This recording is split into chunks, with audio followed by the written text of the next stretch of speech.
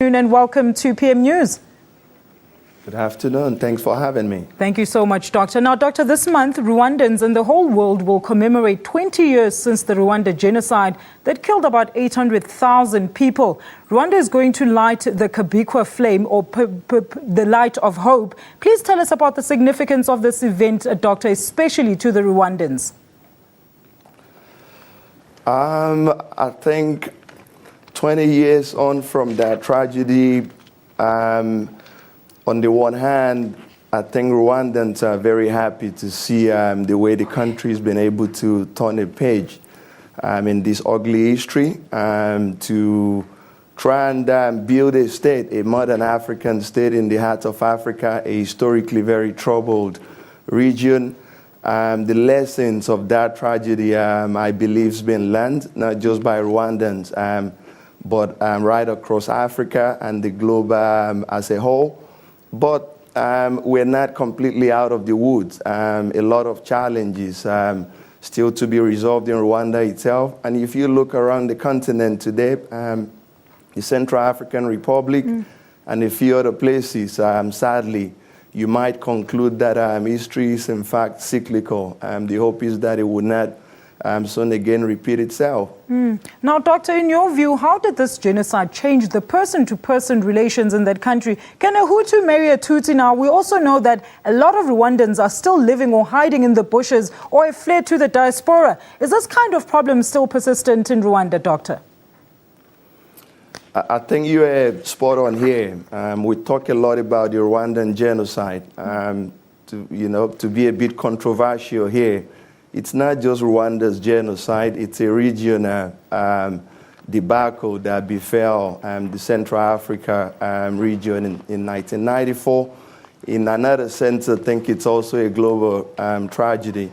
In the immediate sub-region, South Africa's been involved in tackling some of the people causing problem in Eastern DRC. Among them are those called the Hutu Interahamwe. Some of the alleged perpetrators of the 94 genocide in Rwanda who crossed over the border. And you look right across the world today, and whether you speaking to people in New York, in Brussels, and in other places where large groups of Rwandan, Burundian, and Eastern Congolese people of Hutu or Tutsi origin are concentrated, you see the division still runs very deep. So reconciliation on the superficial level, I think there's a lot of work left to be done. What's going on within Rwanda itself, I think it's a story in two parts. In one sense, the RPF regime led by President Kagame has done something that, by all measure is almost a miracle, coming out of the tragedy of that genocide experience, and then developing a modern, vibrant economy right out of the ashes of that tragedy. On the other side, political reconciliation is still complicated, and there are many, including myself, who worry about the denialism. You cannot wish away the fact of ethnic division, and the fact that you say people cannot talk about it will not make it disappear. So a lot of challenges for Rwanda and the wider sub-region. Now, Doctor, if you were, say, the president of Rwanda, how would you address the people there, both the Tutsis and Hutus, on such a historic commemoration? I'm sure President Kagame, would, step up to the plate. And in terms of the rhetoric of national reconciliation and turning the page, and again being brothers and sisters and being forgiving, putting our arms around each other and be forgiven, I'm sure he would do a lot of that. The difficult part is in terms of the real hard, difficult political and economic decisions that still confronts the country. Reconciliation, beyond just being a rhetorical thing, is something that has to happen substantively and in a real sense, among people in a way you can feel.